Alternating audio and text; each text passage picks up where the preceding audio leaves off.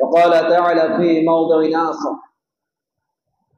ولقد بعثنا في كل أمة رسولا أن اعبدوا الله واجتنبوا الطاغوت وقال النبي صلى الله عليه وسلم لا يؤمن أحدكم حتى أكون أحب إليه من والده وولده والناس أجمعين সম্মানিত অত্র জামে মসজিদে উপস্থিত মুসল্লিবৃন্দ, যাবতীয় প্রশংসা আল্লাহর জন্য। অতঃপর শত সহস্র দরুদ সালাম বর্ষিত হোক আমাদের ইসলামী হযরত মুহাম্মদ রাসূলুল্লাহ সাল্লাল্লাহু আলাইহি ওয়াসাল্লামের প্রতি। আল্লাহুম্মা সাল্লি আলাইহি আল্লাহুম্মা বারিক আলাইহি। সম্মানিত মুসল্লিবৃন্দ, আপনারা সম্ভবত সবাই অবগত আছেন, যেহেতু আমার যতটুকু জানা যে আজকের খুতবা সম্পর্কে আপনাদের সোশ্যাল মিডিয়ার মাধ্যম দিয়ে যে বিষয় বস্তু আমাকে নির্ধারিত করে দেওয়া হয়েছে বা নির্বাচন করে দেওয়া হয়েছে, সেই বিষয়টির নাম হচ্ছে মানব জীবনে ঈমানের গুরুত্ব। আমরা মানুষ, আমাদের জীবনে ঈমানের কতটুকু গুরুত্ব আছে এই বিষয়টি কেন্দ্র করে যথাসময়ে সংক্ষিপ্তে চেষ্টা করব কোরআন এবং হাদিসের আলোকে কিছু আলোচনা করার। আল্লাহর কাছে আশা রেখে আল্লাহ যেন আমাকে প্রতিটি কথা কোরআন সুন্নাহর আলোকে বলা এবং তার সাথে সাথে সেই কথাগুলিকে নিজের বাস্তব জীবনে বাস্তবায়ন করার তৌফিক দিন। তার সাথে সাথে এটাও আশা করি আল্লাহ যেন আপনাদেরও শোনার সাথে সাথে কথাগুলির প্রতি আমল করার তৌফিক দিন। মানব জীবনে ঈমানের গুরুত্ব এই বিষয়ে কিছু বলার আগে আমাদের প্রত্যেকের জানা উচিত যে ঈমান কি জিনিস। যতক্ষণ না ঈমানকে চিনব না, তার গুরুত্ব বুঝতে পারবো না। তাই সর্বপ্রথমে আমাদের জানা উচিত ঈমান কাকে বলে। আরেকটি কথা, আমার মূল বক্তব্য উপস্থাপনের পূর্বে প্রত্যেকের কাছে আমার অনুরোধ থাকবে, এটা আমার ক্ষমা প্রার্থনাও বলতে পারেন। আমি যেহেতু বাঙালি নই, আমি একটা অন্য স্টেটের সাথে আমার সম্পর্ক, ঝাড়খণ্ড আমার বাড়ি, যদিচ আমাদের বসবাস পশ্চিম বাংলায়, কিন্তু আমরা আক্ষরিক জ্ঞান সেরকম বাংলাতে পাইনি, যা পেয়েছি আমরা এই পশ্চিম বাংলাতে এসে। হতে পারে ভাষাগত আমার ত্রুটি যদি হতে পারে, তাই সেগুলোকে আপনারা ক্ষমার দৃষ্টিতে দেখবেন। কোথাও যদি ভাষাগত ভুল হয়ে যায় সেটা ক্ষমার দৃষ্টিতে দেখবেন, ক্ষমা করবেন। দ্বিতীয়ত যে বিষয়টিকে নিয়ে আমি আলোচনা করব, খুব ধীরে স্থির ভাবে আলোচনা করার চেষ্টা করব।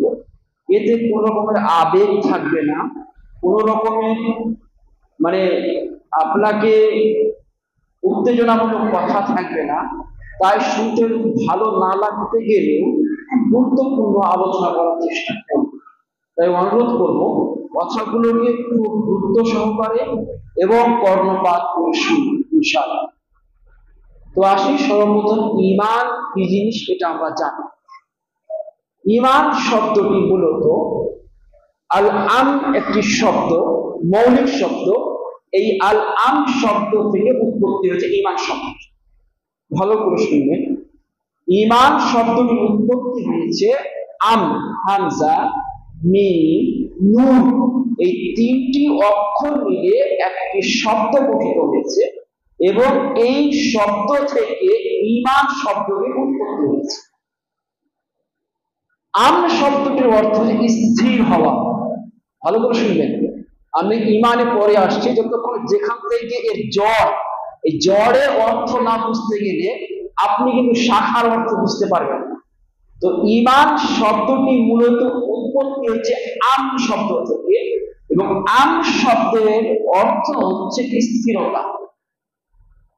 এবং যখন আম থেকে ঈমান যখন হয়ে গেল, তার অর্থ হয়ে যাবে, ঈমান শব্দের আবিধানিক বা শাব্দিক অর্থ হবে স্থিরতার সাথে, দৃঢ়তার সাথে বিশ্বাস স্থাপন করা। কথা বুঝতে পারলেন? কি বললাম? আম শব্দের অর্থ হচ্ছে দৃঢ়তা এবং কি বললাম? স্থিরতা। এবং এই শব্দটি যখন ঈমানে পরিণত হলো, তখন তার আবিধানিক অর্থ হয়ে দাঁড়ালো স্থিরতার সহিত, দৃঢ়তার সহিত বিশ্বাস স্থাপন করা। এটি হচ্ছে ঈমান শব্দের আবিধানিক অর্থ বা শাব্দিক অর্থ, ওয়ার্ড মিনিং। যদি আপনি ঈমান শব্দের পারিভাষিক অর্থ বা শরীয়তের ভাষায় ঈমান কাকে বলে, এটাকে যদি আমরা দেখতে যাই, তাহলে বিভিন্ন রকমের এর সংজ্ঞা দেওয়া হয়েছে, এর বিভিন্ন রকমের অর্থ বলা হয়েছে। কিন্তু আমি দুটি অর্থ আপনাদের সম্মুখে অবশ্যই তুলে ধরব। তার মধ্যে একটি অর্থ, সেটি হচ্ছে এই, বলছেন আল ঈমান ও শারআ, বলছেন শরীয়তের ভাষায় ঈমান বলা হয় কওলুন বিল লিসান, অর্থাৎ মুখ দিয়ে উচ্চারণ করা। ঈমান শব্দের পারিভাষিক বা শরীয়তের ভাষায় ঈমান বলা হয় কওলুন বিল লিসান, মুখে উচ্চারণ করার নাম। দ্বিতীয়ত হচ্ছে ওয়া ইকরারুন বিল কলব বা তাসদীকুন বিল কলব, অন্তরে বিশ্বাস স্থাপন করা, মুখে উচ্চারণ করা, মুখে বলা এবং অন্তরে সেটিকে বিশ্বাস স্থাপন করা। ওয়া আমালুন বিল জাওয়ারিহ, এবং অঙ্গ প্রত্যঙ্গের মাধ্যম দিয়ে আমলে পরিণত করা। এই তিনটি জিনিসের যৌথ জিনিসের নাম হচ্ছে ঈমান। একজন মানুষ যদি প্রকৃত ঈমানদার হতে চায়, একজন মানুষ যদি প্রকৃত মুমিন হতে চায়, তাহলে শুধু মুখে উচ্চারণ করলেই মুমিন হতে পারে না, শুধু মনে বিশ্বাস করলেই সে প্রকৃত মুমিন হতে পারে না, বরং এই দুটির সাথে সাথে তাকে যেটি সে মুখে উচ্চারণ করেছে, ওর যতগুলি চাওনা পাওনা আছে, যতগুলি চাহিদা আছে, তার যতগুলি তাৎপর্য আছে, সব কিছুকে নিজের বাস্তব জীবনে বাস্তবায়ন করার নাম, এই তিনটি জিনিসের নাম হচ্ছে ঈমান। যদি মুখে উচ্চারণ করে দিয়েই যদি কেউ যদি ঈমানদার হতো, তা হতে গেলে ফিরআউন এবং তার লস্কর সেই নদীতে, সমুদ্রে ডুবে মরত না, ধ্বংস হয়ে যেত না। তারাও শেষ করতে মুখে উচ্চারণ করেছিল আমানতু বিরব্বি মূসা ওয়া হারুন, যে আমি ঈমান আনয়ন করলাম মূসা এবং হারুনের প্রভুর প্রতি। তারাও মুখে উচ্চারণ করেছিল, কিন্তু তাদের এই উচ্চারণ, মুখে উচ্চারণ করা কোনো কাজে আসেনি। যদি কেউ শুধু বলে যে আমি অন্তরে বিশ্বাস করলাম আল্লাহকে, অন্তরে ভালোবাসলাম আল্লাহ এবং রাসূলকে, সেটাও যথেষ্ট নয়। তার একটা সংক্ষিপ্ত আমি বলে দিই, যে যখন আল্লাহর রাসূল জনাবে মুহাম্মদুর রাসূলুল্লাহ সাল্লাল্লাহু আলাইহি ওয়াসাল্লাম যখন পৃথিবীর বুকে জন্মগ্রহণ করেছিলেন, তখন আল্লাহর রাসূলের একজন চাচা, যার নাম ছিল আবু লাহাব, উনার আল্লাহর রাসূলের জন্মের খুশিতে, আনন্দে, ওর একজন দাসী ছিল যার নাম ছিল সাউবিয়া। সে আনন্দে, মুহাম্মদ সাল্লাল্লাহু আলাইহি ওয়াসাল্লামের জন্মের আনন্দে খুশিতে সাউবিয়াকে আজাদ করে দিয়েছিল, স্বাধীন করে দিয়েছিল। এত ভালোবাসা প্রমাণ ব্যক্ত করেছিল। অতএব শুধু মন থেকে ভালোবাসা ব্যক্ত করার নাম ঈমান নয়। অতএব তিনটি জিনিস একত্রে যখন হবে, তখন একটা প্রকৃত ঈমানের একটি যে মূল রূপ, সেই মূল রূপ ধারণ করবে। নচেত প্রকৃত ঈমান কখনোই কোনো একটা বা দুটো দিয়ে প্রকৃত ঈমান পাওয়া যেতে পারে না। দ্বিতীয় অর্থটি, যেটি আল্লামা ইবনে তাইমিয়া রাহমাতুল্লাহ আলাইহি সুন্দর করে উনার শিয়া গ্রন্থ ফাতাওয়া মাজমুআয়ে ফাতাওয়া, উনার যে বই, সেখানে লিখেছেন আল ঈমান ও শারআ, শরীয়তের ভাষায় ঈমান বলা হয় কওলুন ওয়া আমালুন ওয়া আকীদাতুন। ভালো করে শুনবেন, কওলুন ওয়া আমালুন ওয়া আকীদাতুন, এই তিনটি জিনিসের নাম হচ্ছে ঈমান। কওল, মুখে কোনো জিনিস বলা, ওয়া আমাল, এবং বাস্তব জীবনে বাস্তবায়ন করা, ওয়া আকীদা, এবং মনে বিশ্বাস স্থাপন করা। এই তিনটি জিনিসের নাম হচ্ছে ঈমান। তাহলে আমরা ঈমান বুঝতে পারলাম যে ঈমান কাকে বলে। এই যে ঈমান, এই ঈমানের কতটুকু গুরুত্ব রয়েছে আমাদের জীবনে, এটা হচ্ছে আজকে আমার মূল বক্তব্য, মূল বিষয়। এটাকে যদি আমি বুঝতে চাই, আপনি যদি বুঝতে চান, তাহলে আপনাকে আমি কয়েকটি জিনিস সহজে বোঝাতে চাই।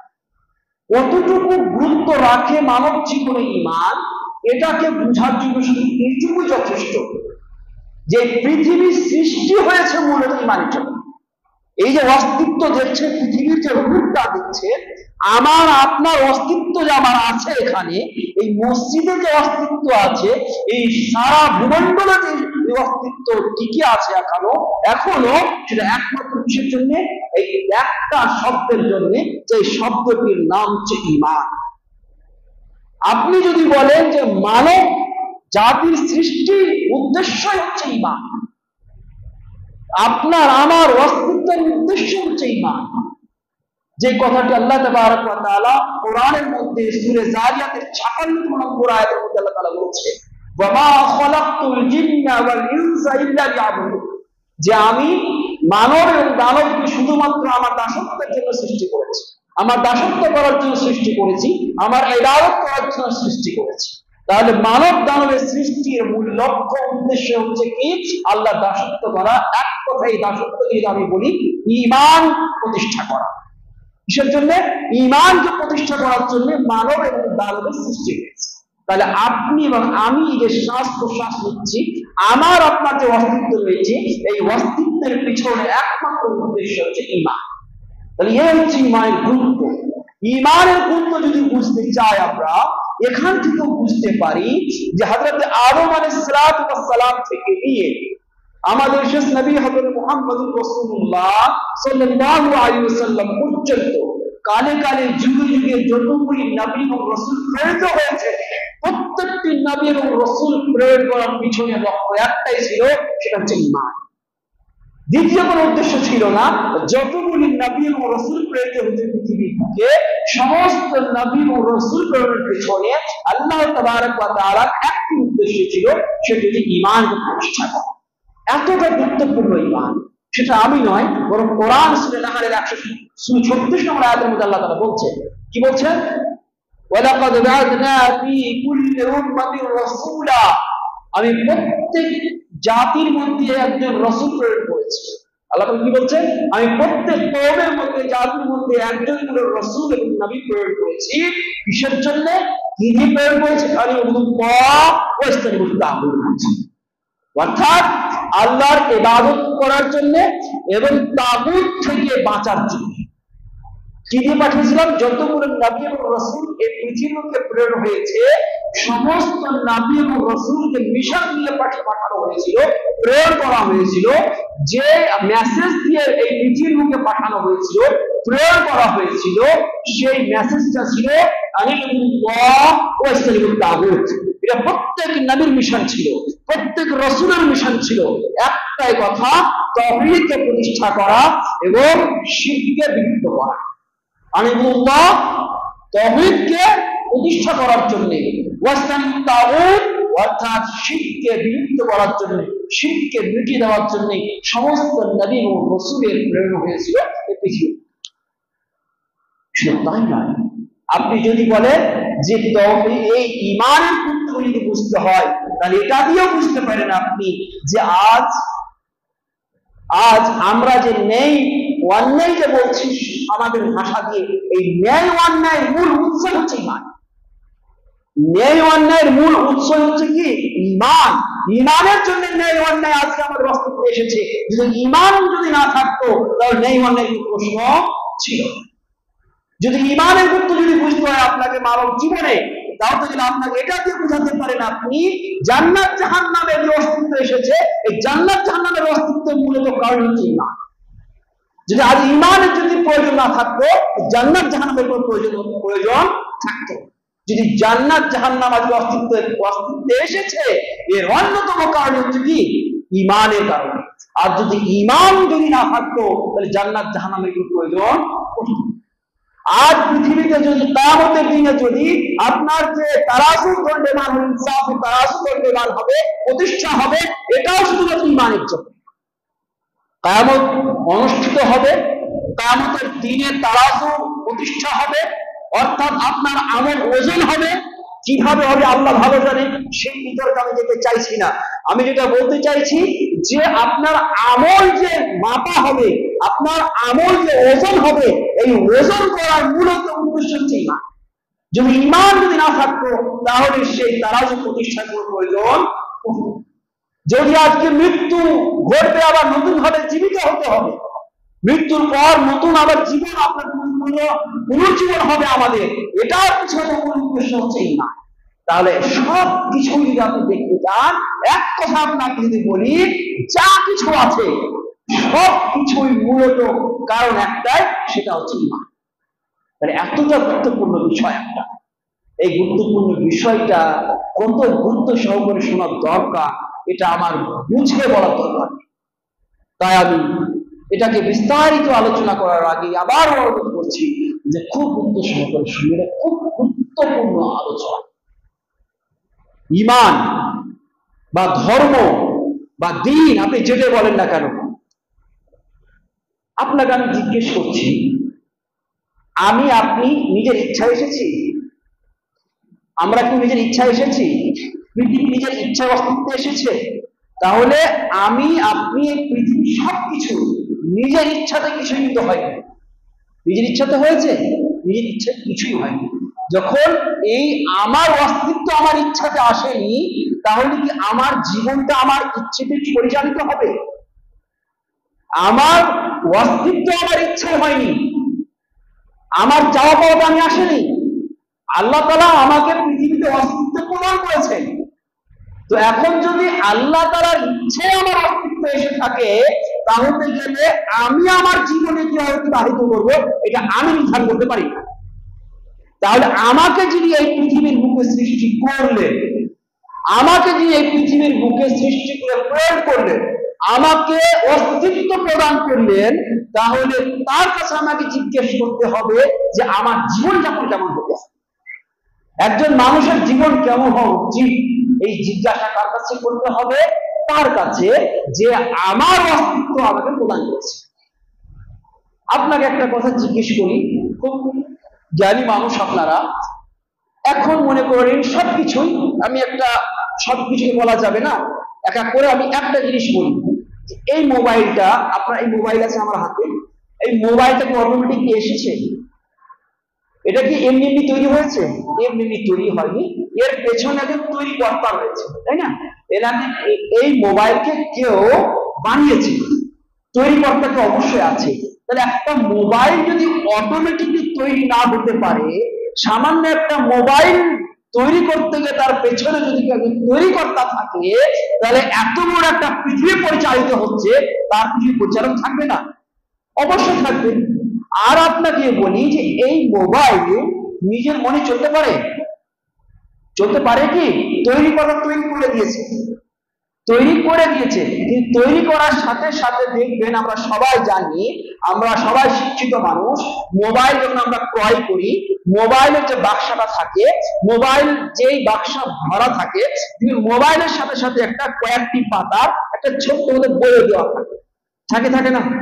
তাহলে সামান্য একটা মোবাইলের তৈরি কর্তা তার মোবাইলকে পরিচালনা করার জন্য পুরো নিয়ম নীতি লিখে ও নিজের মোবাইলের সাথে সেটিং করে দিয়েছে, যে আপনি আপনার মতো করে আপনি পরিচালনা করতে পারেন না। আপনি ক্রয় করলেন বলে আপনি ইচ্ছা মতো মোবাইল ইউজ করবেন, সেটা আপনার হবে কি?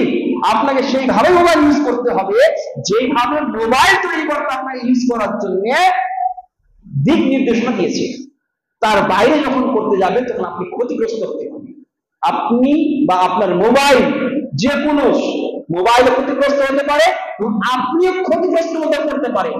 অনুরূপ ভাবে যিনি আপনাকে সৃষ্টি করলেন তিনি কি আপনার এই জীবন যাপনের জন্য নীতিমালা বেঁধে দেননি?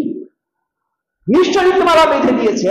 অতএব যেমন মোবাইল নিজে পরিচালিত হতে পারে না, মোবাইল নিজে চলতে পারে না, বরং মোবাইল যদি মোবাইলের দ্বারা উপকৃত হতে হয় তাহলে মোবাইলের তৈরিকর্তা যিনি আছেন উনার যে নির্দেশনা বলি দিক নির্দেশনা, সেই দিক নির্দেশনা অনুযায়ী আমাকে পরিচালনা করতে হবে মোবাইলকে। এর বাইরে যদি করতে যায় তাহলে হয়তো মোবাইল ক্ষতিগ্রস্ত হবে, হচ্ছে আমি নিজে ক্ষতিগ্রস্ত হয়ে যাই। অনুরূপ ভাবে আল্লাহ তাআলা আপনাকে আমাকে সৃষ্টি করেছেন। যে মোবাইল সৃষ্টিকর্তা যিনি মোবাইল সৃষ্টি করেন এমনি সৃষ্টি করেননি, এই মোবাইলকে সৃষ্টি করার পিছনে একটা লক্ষ্য আছে, উদ্দেশ্য আছে। বিনা লক্ষ্যে সৃষ্টি করেছেন? বিনা লক্ষ্যে সৃষ্টি করেননি। মোবাইলের দ্বারা কি কি লাভ হতে পারে সে আমাদের সবার জানার কথা। যা যা আমরা উপকৃত হচ্ছি মোবাইল দ্বারা এই সমস্ত কিছুর উদ্দেশ্যে মোবাইল তৈরি করেছে, তাই না? যা যা আমরা মোবাইলে উপকৃত হচ্ছি সমস্ত কিছু উদ্দেশ্য করে এই মোবাইলের পরিবর্তন আমাদের তৈরি করে মোবাইল তৈরি করেছে। তাহলে আল্লাহ তাবারক ওয়া তাআলা আমাকে আপনাকে পৃথিবীতে সৃষ্টি করলেন, শুধু সৃষ্টি করলেন কখনো নয়। যে কথাটা আল্লাহ তাবারক ওয়া তাআলা সম্ভবত সূরা কিয়ামার মধ্যে শেষ পর্যন্ত আল্লাহ তাআলা বলেছেন, আয়াহসাবুল ইনসান আন ইউতরাকা সুদা, মানুষ কি ভেবে নিয়েছে তাতে করে শুধু শুধু বেকার বেকার তৈরি করেছে, শুধু শুধু ছেড়ে দেওয়া হয়েছে যে তুমি জন্মগ্রহণ করলে ইচ্ছে মতো জীবন যাপন করো, ইচ্ছে মতো তুমি চলাচল করো, তোমার জন্য কোনো নীতিমালা নেই, তোমার জন্য কোনো বাধ্যবাধকতা নেই, তোমার জন্য কোনো নিষেধাজ্ঞা নেই, কোনো নির্দেশনা নেই, কিছুই না, ইচ্ছে মতো পরিচালিত হবে? এটা অক্ষম হতে পারে। এবং তারপরে আল্লাহ তাবারক ওয়া তাআলা আমাদের সৃষ্টির রহস্য কথা বলেছেন, আমি সেদিকে আমি যাচ্ছি। তাহলে এক কথায় বুঝতে পারলাম যে আমাদের সৃষ্টি আমাদেরকে বলছে, আমাদের যে অস্তিত্ব এটা বলছে, যেমন আমার অস্তিত্ব এসেছে আমি নিজের ইচ্ছাতে আসিনি বরং কারোর ইচ্ছাতে এসেছি, অতএব আমার জীবনটাও তার ইচ্ছায় পরিচালিত হবে। এবং যখন আপনি কোন স্রষ্টার ইচ্ছায় নিজেকে পরিচালিত করবেন, আর এই পরিচালনা করার নাম হচ্ছে ধর্ম। কথা বুঝতে পারছেন কিনা? সৃষ্টিকর্তার নির্দেশনা অনুযায়ী নিজেকে পরিচালিত করার নাম ধর্ম অথবা ঈমান। তাহলে আজ যদি মানুষ যদি এই ঈমান না থাকতো, যদি ধর্ম না থাকতো, তাহলে গেলে কেমন হতো বলুন তো? মানুষের কাছে কোন রকমের ন্যায় অন্যায় সত্য থাকতো না। মানুষের কাছে যখন ধর্ম থাকতো না তখন মানুষের কাছে ভালো মন্দ কোনো বিচার থাকতো না। যদি ধর্ম না থাকতো তাহলে গেলে মানুষের কাছে নামাজ, রোজা, হজ, যাকাত যে সমস্ত আমরা করছি অ্যাজ এ মুসলিম সেগুলো কিছুই থাকতো না। তাহলে গেলে মানুষ আর যদি ন্যায় অন্যায় করতে শিখেছে সেটা ধর্মের কাছ থেকে। আরে ধর্মের ধারণা কোথা থেকে এলো?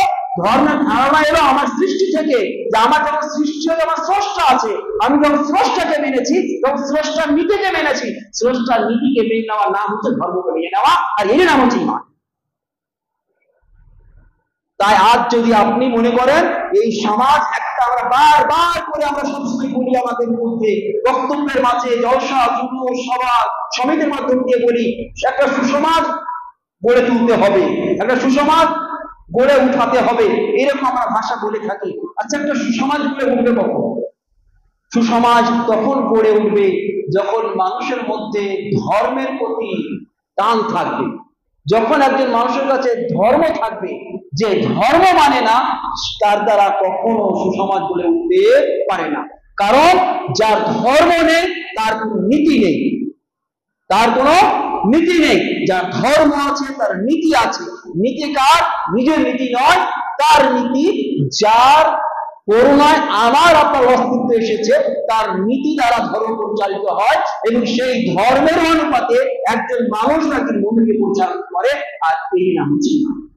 তাহলে বুঝতে পারলাম যে সমাজের মধ্যে যদি আপনি একটা যদি সুসমাজ গড়ে তুলতে চান তাতে আপনাকে সর্বপ্রথমে ঈমান প্রতিষ্ঠা করতে হবে।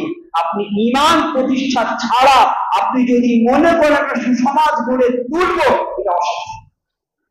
কারণ ঈমান নেই, ন্যায় অন্যায়ের ধারণা নেই, ঈমান নেই, জান্নাত জাহান্নামের ধারণা নেই, ঈমান নেই, আপনার কোনো কিছুই নেই। কারণ ঈমান আছে বলে ন্যায় অন্যায়ের ধারণা আছে, ঈমান আছে বলে ভালো মন্দের ধারণা আছে, ঈমান আছে বলে জান্নাত জাহান্নামের ধারণা আছে, ঈমান আছে বলে মরার পরে পুনর্জীবনের ধারণা আছে, ঈমান আছে বলে আপনার কিয়ামতের ধারণা আছে, ঈমান আছে বলে হিসাব কিতাবের ধারণা আছে।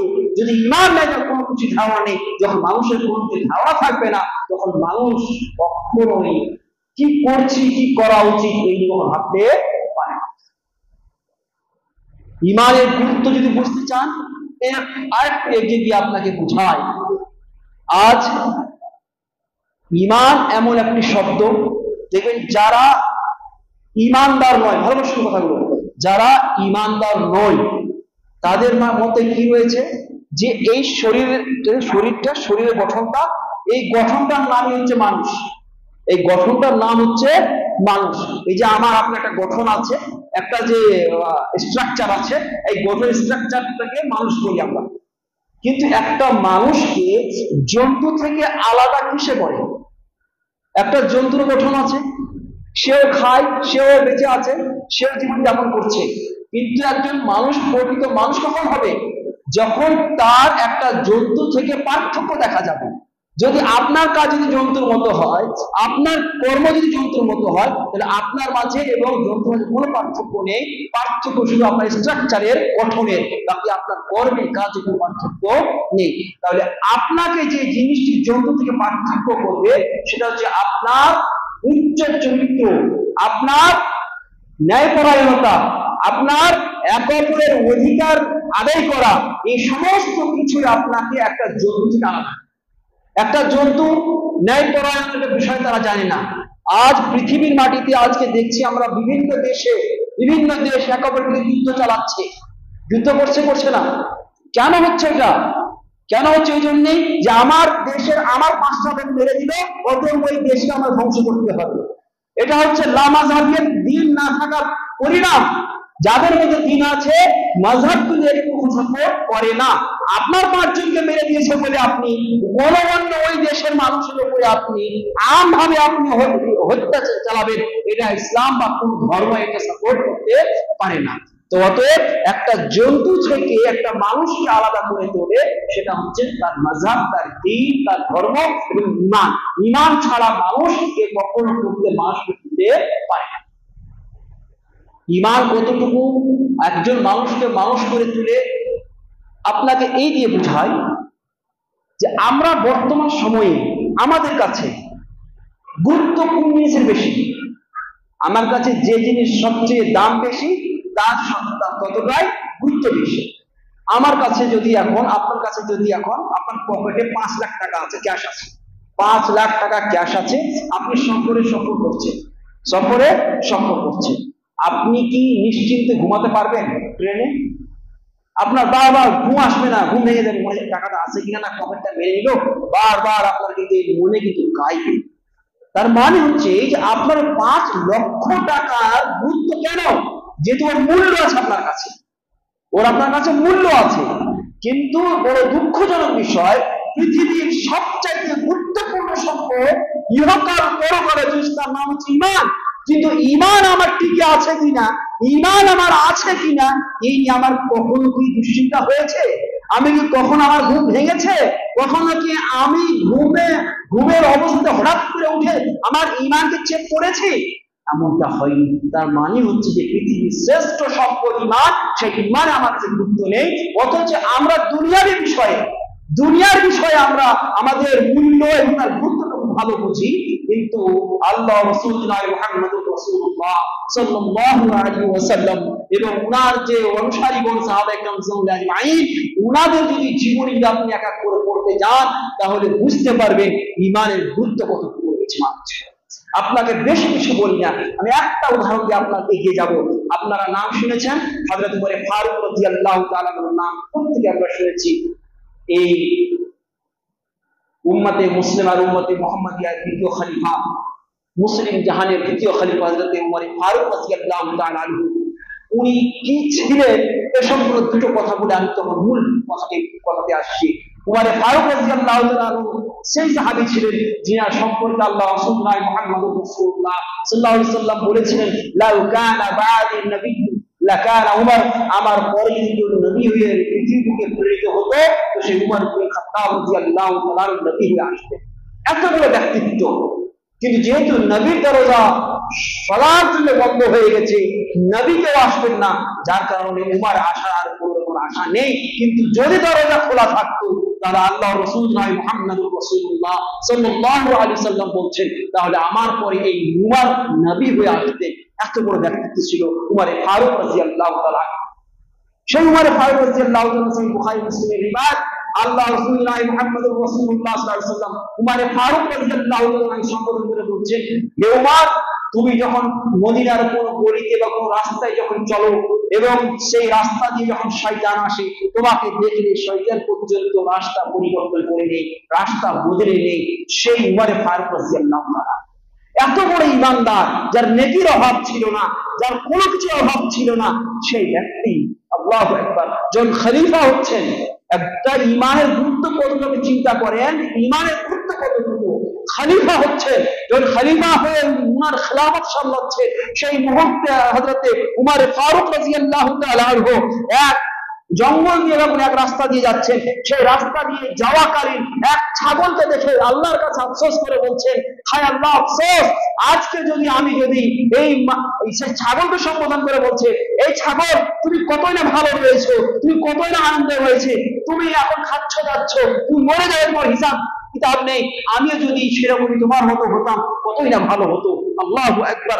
ইমানের এই চিন্তা ছিল, যার ব্যাপারে আল্লাহ রাসূল নয় মুহাম্মদুর রাসূলুল্লাহ সাল্লাল্লাহু আলাইহি সাল্লাম বলছেন, আমার পরে দ্বিতীয় যদি নবী হয়ে আসতো উমর ফারুক হয়ে নবী হয়ে আসতো, তিনার এত ইমানের চিন্তা, এত ইমানের দুশ্চিন্তা, হয়তো আমার ইমান হারিয়ে গেছে নাকি, আমার ইমানে কোনো দুর্বলতা আছে কিনা, এই চিন্তা ছিল। বড় দুঃখজনক বিষয়, আজকে আমার সমাজের মধ্যে ইমানের ছেঁড়াপোনা পর্যন্ত নেই, কিন্তু দাস সমাজের মধ্যে গলা উঁচু করে আমরা, মাথা উঁচু করে আমরা জীবনযাপন করছি। শুধু তাই নয়, হযরত উমর ফারুক রাদিয়াল্লাহু তাআলা যে কথাটি বলতে যাচ্ছি, এই কথাটি জয়িত একাকী ভাবে, এই হাদিসের সনদটি জয়ীফ একাকী ভাবে, কিন্তু এই হাদিস, এই ধরনের এই অর্থের হাদিস একাধিক এসেছে একাধিক সনদ দ্বারা, এবং সমস্ত সনদকে একত্রিত করে দিতে গেলে এই হাদিসটি গ্রহণযোগ্যতা পেয়েছে। সেই হাদিসটি এভাবে এসেছে, উমর বিন খাত্তাব রাদিয়াল্লাহু তাআলা সম্পর্কে বলা হচ্ছে, এই হাদিসটি ইমাম তাবরানী রাহমাতুল্লাহ আলাইহি উনার তারিখের মধ্যে বর্ণনা করছেন, চতুর্থ খণ্ড 202 পৃষ্ঠার মধ্যে হাদিসটি বর্ণনাকারী হযরতে আব্দুল্লাহ বিন উমর রাদিয়াল্লাহু তাআলা আনহু উনি বর্ণনা করছেন, উমর বিন খাত্তাব রাদিয়াল্লাহু তাআলা আনহু মানুষদেরকে সম্বোধন করে বলছেন, মানুষদের যেমন আজকে খুতবা দিচ্ছি ওইরকম সামনে শ্রোতা রয়েছেন, বক্তব্য দিচ্ছেন, খুতবা দিচ্ছেন, আর বলছেন ওয়াল্লাযী নাফসি মুহাম্মাদান বিল হক, আর সেই সত্তার কসম করে বলছি যে সত্তা মুহাম্মদকে সত্যতা দিয়ে পাঠিয়েছেন, সত্যতা দিয়ে, হক দিয়ে পৃথিবীতে প্রেরণ করেছেন, সেই সত্তার কসম করে বলছি, লাউ আন্না জাবালান হালাকা জায়াআন বিশাক্কিল কুরআন। আল্লাহু আকবার। আল্লাহর কসম করে বলছি, কে বলছে? উমর ফারুক রাদিয়াল্লাহু তাআলা দৌড়ে খেলাফতে উনার খেলাফতে যুগে বলছেন এতটা আল্লাহর ভীতি, আল্লাহর ভয়, যে আল্লাহর কসম করে বলছি, এই ফুরাত সমুদ্রের কিনারায়, ফুরাত সমুদ্রের পাশে যদি একটা উট যদি ক্ষুধার্ত কারণে মৃত্যুবরণ করে, তো আল্লাহর কসম করে খাশিতু আন ইয়াসআলাল্লাহু আনহু আলাল কিতাব, আমার ভয় হচ্ছে হয়তো কিয়ামতের দিন আল্লাহ তাআলা এই উট সম্পর্কে আমাকে প্রশ্ন করে দেবেন। আল্লাহু আকবার। এই ভয় ছিল, এত চিন্তা ছিল যে একটা উটের মৃত্যু ঘটে গেলে হয়তো আমাকে আল্লাহ তাআলা প্রশ্ন করে বসবেন, আমার খেলাফত, আমার হুকুমত, আমার রাজত্বে যদি কোনো একটা উট খিদে মরে যায়, তার হিসাব হয়তো আল্লাহকে দিতে হবে। এই ভয়, আতঙ্ক এবং এই ভীতি তার অন্তরের মধ্যে কাজ করছিল। এই সমস্ত কিছু ভীতি যে এসেছিল শুধুমাত্র ঈমানের কারণে। তাই আজ যদি মানুষের মধ্যে ঈমান থাকতো তাহলে কখনো কোনো এক অপরের উপরে অত্যাচার করতে পারতো না।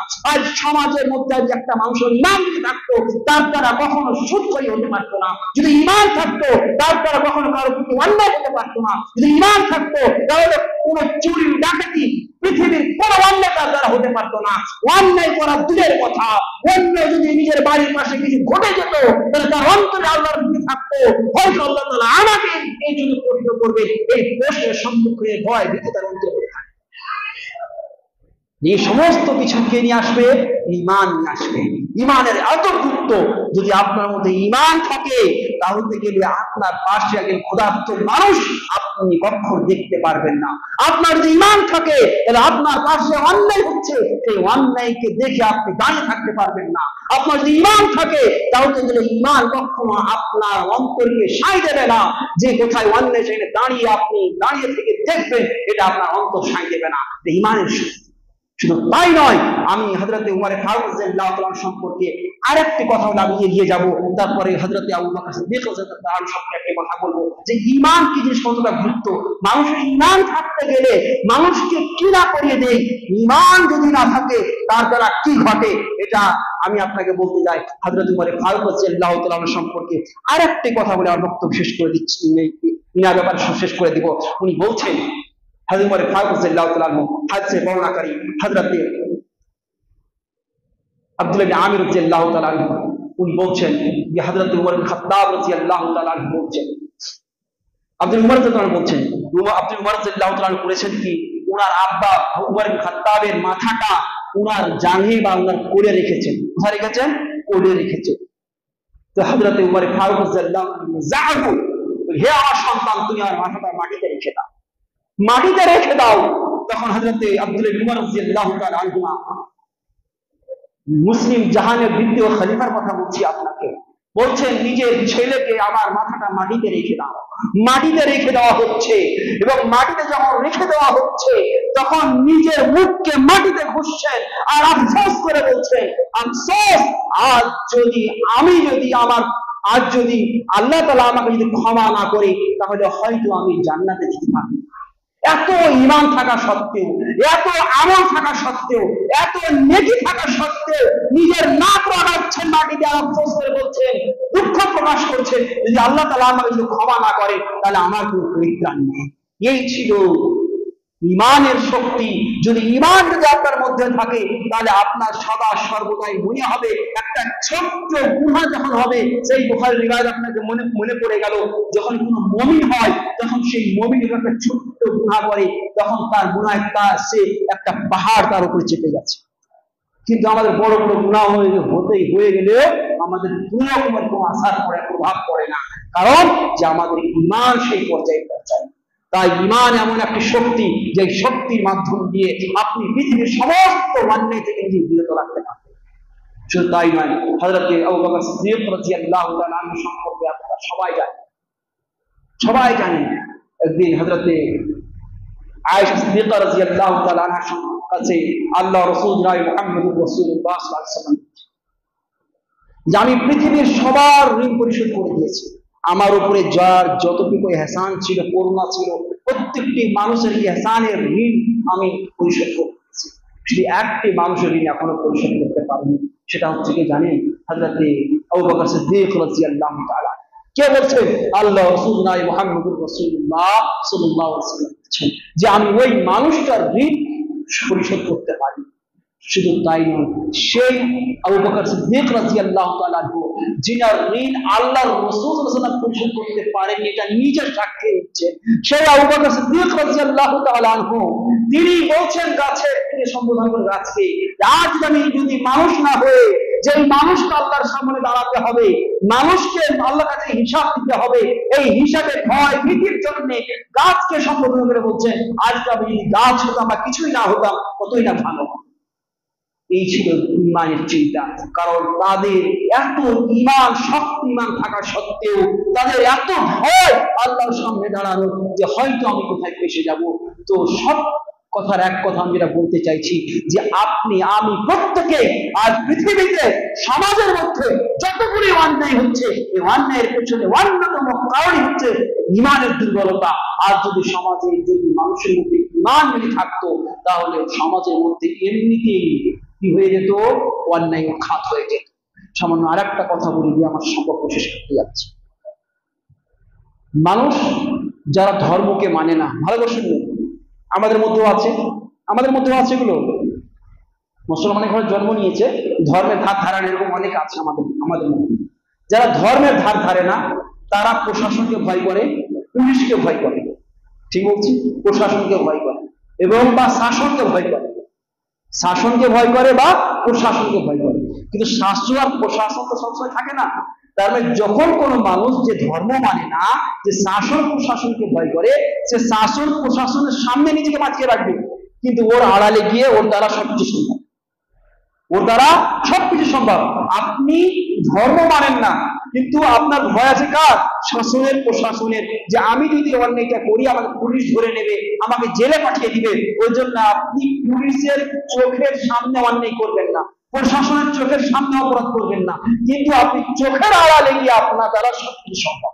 কিন্তু একজন ইমানদার, যখন আপনার মধ্যে ইমান থাকবে, যখন আপনার মধ্যে ইমান বেঁচে থাকবে, তখন আপনার সামনে হোক, ভিড়ে হোক, একাকিত্বে হোক, ঘরের মধ্যে যেখানে থাকুক না কেন, আপনার মধ্যে আল্লাহর ভয় ভীতিতে আপনি সমস্ত অন্যায় অপরাধ থেকে আপনি বেঁচে থাকবেন।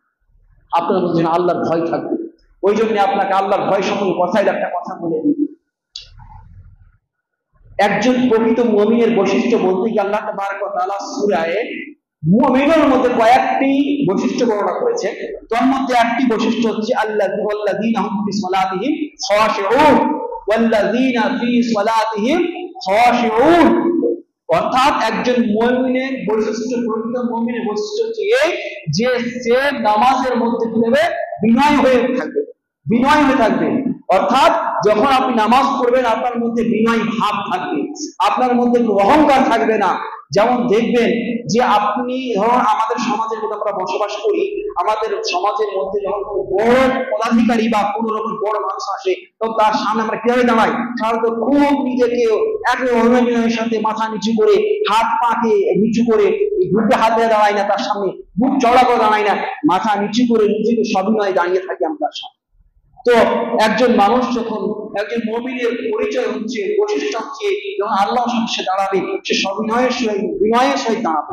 তো এই আয়াতের ব্যাখ্যা করতে গিয়ে ভালো করে যে মূল সমান এই আয়াতের ব্যাখ্যা করতে গিয়ে আল্লামা শওকানী রাহমাতুল্লাহ আলাইহি, আল্লামা শওকানী রাহমাতুল্লাহ আলাইহি ওনার তাফসীর ফাতুল কাদিরের মধ্যে খুব সুন্দর একটা ব্যাখ্যা দিয়েছেন। উনি বলছেন যে যারা কোরআন বুঝে না, ভালো করে শুনবেন, যারা কোরআন বুঝে না তাদের মধ্যে এই বিনয় ভাব আসতে পারে না। আপনারা বুঝতে পারলেন? আপনি নামাজ দাঁড়ালেন, নামাজের মধ্যে কোরআন তিলাওয়াত হচ্ছে, মানুষের মধ্যে বিনয় ভাব কখন আসে বলতো? যখন আপনি কাউরির অথরিটি সম্পর্কে জানবেন তখন। মানুষের কাছে, যার কাছে যতটা ক্ষমতা, তার কাছে সাধারণ মানুষ কতটা ভীতু। যত বড় ক্ষমতাশীল যে, তার সামনে একজন সাধারণ মানুষ ততটা ভীতু এবং ভয় দাঁড়িয়ে থাকে, নিজেকে বিনয় করে রাখে। তো আপনি আল্লাহর ক্ষমতা কখন জানবেন? যখন আপনার সামনে ইমাম সাহেব কোরআন তিলাওয়াত করছে, কোরআন তিলাওয়াত হচ্ছে, কোরআনের মধ্যে আল্লাহর ক্ষমতা বর্ণনা হচ্ছে, জান্নাত জাহান্নামের বর্ণনা হচ্ছে, কবরের বর্ণনা হচ্ছে, কিয়ামতের বর্ণনা হচ্ছে। আপনি যখন বুঝতে পারবেন, যখন জাহান্নামের বর্ণনা আসবে আপনার অন্তর ফেটে যাবে, চোখে জল বেরিয়ে আসবে, তখন আপনি এমন বিনয় হয়ে যাবেন যে আপনাকে কেউ যদি এভাবে ছোট মেরে দেয় আপনার অনুভব হবে না, কারণ আপনি সামনে জাহান্নামে দেখতে পাচ্ছেন। তো জাহান্নামে দেখতে পাবেন, ছোটখাটো ব্যথা আপনার অনুভূতি হবে, অনুভব হবে না। তাই আজ একজন প্রকৃত মুমিনের মূল যে অস্ত্র সেটা হচ্ছে আল্লাহর ভয় ও ভীতি। আল্লাহর ভয় ভীতি তখন আসবে যখন আপনি কোরআনকে বুঝবেন। তাই আজ সমাজের মধ্যে সবচেয়ে বড় অভাব সেটা হচ্ছে আল্লাহর ভয় ও ভীতি। এবং আল্লাহর ভয় ভীতি না থাকার অন্যতম কারণ যে ঈমান না থাকা, ঈমান না থাকার অন্যতম কারণ ইলম না থাকা। আজ যদি সমাজের মধ্যে ইলম থাকতো, ইলম ছাড়া সমাজে ঈমান প্রতিষ্ঠা হবে এটা অসম্ভব। এটা আমার কথা নয়, বরং আল্লাহ তাবারক ওয়া তাআলা বলছেন ফা'লাম আন্নাহু লা ইলাহা ইল্লাল্লাহ, তুমি জানো। লা ইলাহা বলতে বলছেন না, আগে জানতে বলছেন কি সম্পর্কে? আল্লাহ ছাড়া কোনো উপাস্য নেই, এটা আগে জানুন, তারপরে লা ইলাহা করুন। তাই ইমাম বুখারী রাহমাতুল্লাহ আলাইহি এই আয়াতের পরিপ্রেক্ষিতে ইমাম বুখারী সহিহ বুখারীর মধ্যে যে বাব অধ্যায় করেছেন, যে অধ্যায় রচনা করেছেন সেটা যে বাবুল ইলমি কাওলাল কওলি ওয়াল আমাল। বাবুল ইলমে ক্বাবলাল কওলি ওয়াল আমাল, অর্থাৎ বলা এবং কর্ম করার আগে আপনাকে শিক্ষা অর্জন করতে হবে। আপনি নামাজ পড়বেন বা আপনি কালেমা পড়বেন, যে কোনো কথা বলবেন বা আপনি করবেন, সেটা করার বলার আগে আপনাকে শিক্ষা অর্জন করতে হবে। তাই আগে শিক্ষা, তারপরে কওল এবং আমাল, আমরা পরে কর্ম। তাই একজন মানুষকে যদি ঈমানদার হতে হয়, একজন মানুষকে যদি ঈমানদার হতে হয়, তাকে আগে একজন আলিম হতে হবে। এই নয় যে আপনি মাদ্রাসায় পড়ে গিয়ে সার্টিফিকেট দিতে হবে, এই ধারণা থাকবেন না। আপনাকে আলেমের সংস্পর্শ থেকে আপনার ইলম অর্জন করতে হবে, এটা জরুরি আপনার জন্য। আমি বলছি না আপনাকে মাদ্রাসায় ভর্তি হতে হবে, কিন্তু আলেমের সংস্পর্শ থেকে আপনাকে ইলম অর্জন করতে হবে, এটা জরুরি আবশ্যিক। এটা আল্লাহ তাবারক ওয়া তাআলা সূরা গাফির সূরা ফাতিরের মধ্যে বলছেন, কি বলছেন? ইন্নামা ইয়াখশাল্লাহ মিন ইবাদিল উলামা, নিশ্চয় আল্লাহকে শুধুমাত্র আল্লাহর বান্দাদের মধ্যে থেকে ওলামারা ভয় করে। কারণ আল্লাহ সম্পর্কে যার যত বেশি জ্ঞান, তার মধ্যে তত বেশি আল্লাহর ভয় ভীতি।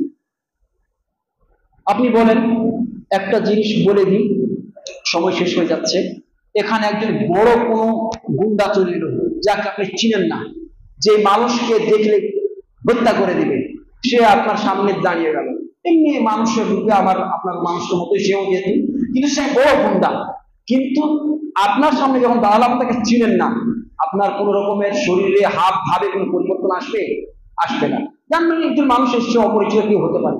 কিন্তু যখন আপনি জেনে নেবেন যে মানুষটা মানুষকে হত্যা করে দেয়, এই মানুষটা আমাকে হত্যা করে দেবে, তো এরকম যখন আপনার জানতে পারবেন, তখন আপনার অন্তরের মধ্যে একটা ভয় ভীতি আসে।